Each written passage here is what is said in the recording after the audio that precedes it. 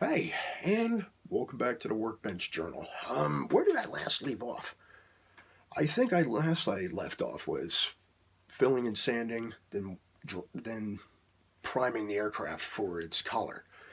Um, this kit has been a long process, and also I run on limited time, so I try to get down into the workbench and work the best way I could. Anyway, so let's move on here. Okay, well, this is the result I got. This little trick I learned was known as black basing, or in my case, it's gray basing because I use a dark gray primer. So how did I? As you can tell here, this is what I did.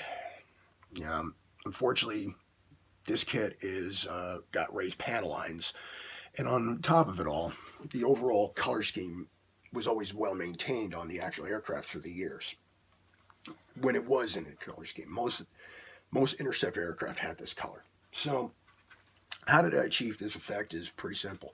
My base color was aircraft gray, or ADC gray as they would call it. Its federal standard would be 16473. It's a very light gray, so I was able to work with it quite a bit.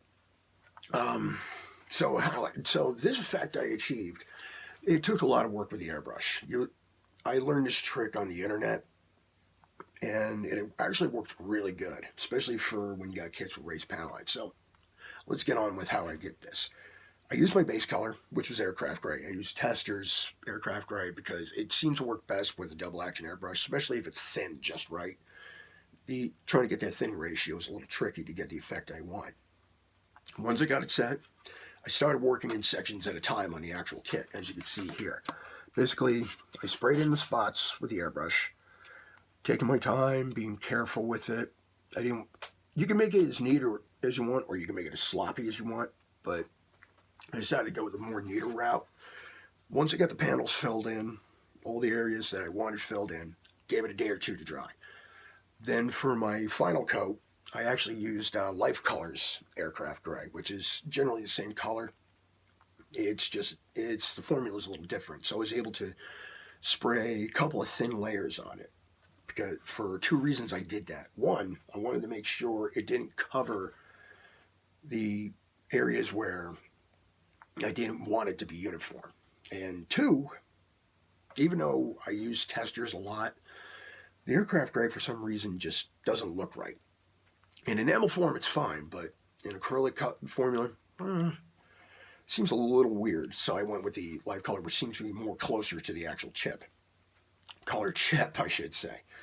Sprayed it a couple times, and that's the effect I got. The trick was to make sure it was opaque, but yet the dark areas were shown. As I said before, the reason why I did that is because with this kit, it's got, as I said before, the old Monogram kit's got raised panel lines. And so me using a normal wash was just not going to cut it. So that's why I did the trick like I did. This is my first attempt, and it actually turned out better than I thought it would. It just took a lot of time, and it took a lot of patience.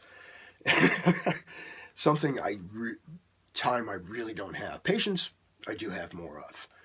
Once I got that, put it aside to dry, started doing my detail painting like I got the fuel tanks done. As you can see here, fuel tanks look pretty good. These I did more uniform because I'm focusing more on the airframe, not on the rest of the aircraft. I did paint the missiles, but the masking and stuff didn't quite work out, so I had to strip the paints off the missiles. Fortunately, the Genie came out just fine, but the Falcons I had to strip, and I got to repaint again. Let's just say the masking didn't. The red ended up creeping in under the masking tape, so I got to do it all over again. I got everything else painted. The only thing I really got to do is paint the canopy and the windscreen, as you can see here. These I got to do. Before I did that, I dipped these in a future floor finish or equivalent of. This way, there's more clarity, and it gives the paint a chance to adhere a little bit better than usual. But once I got everything taken care of, once I let the airframe dry, did my detail painting, anti-glare panel on the F-106. This has always been a tricky thing to do, unless you're doing one towards the end of its service life, which is probably maybe one or two squadrons. And in this case, since I'm building one for the New Jersey Air National Guard, I actually did one when it first got delivered back into the early 70s. So what I did was I cut strips of masking tape, very thin strips. I conformed them to the curve, formed the curve to where I wanted it. Masked everything off so black doesn't get all over the place. Once I had the masking set where I want it, sprayed, that's it. I just got to mask this area off before I apply the gloss coat.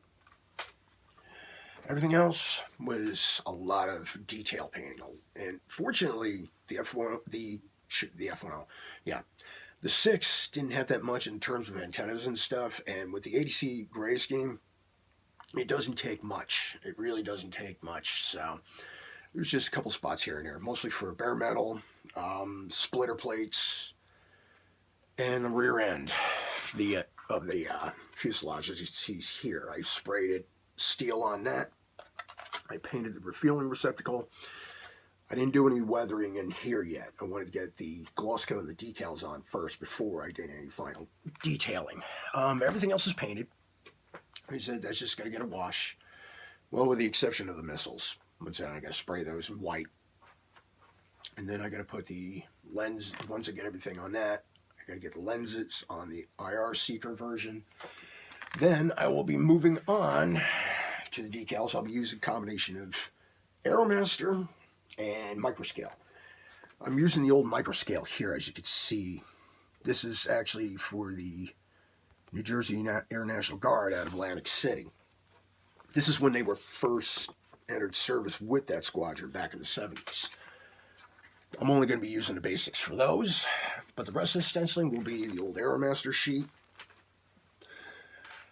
I may put liquid decal film on the Microscale sheet because it's been a while since I used this sheet is very, very old. It was well kept and it was in good conditions, but it was very old, so I'm still a little leery about it. Might be a little bit of yellow, so I might stick it on the window for a couple days to get the bleach out the yellow. Just got to make sure that it doesn't bleach the decals or do any effects to it. That should be it for the in progress build of this. Like I said, I got all the little paint, all the little details done. I got the basic airframe, just gloss, decals, and it should be ready to go.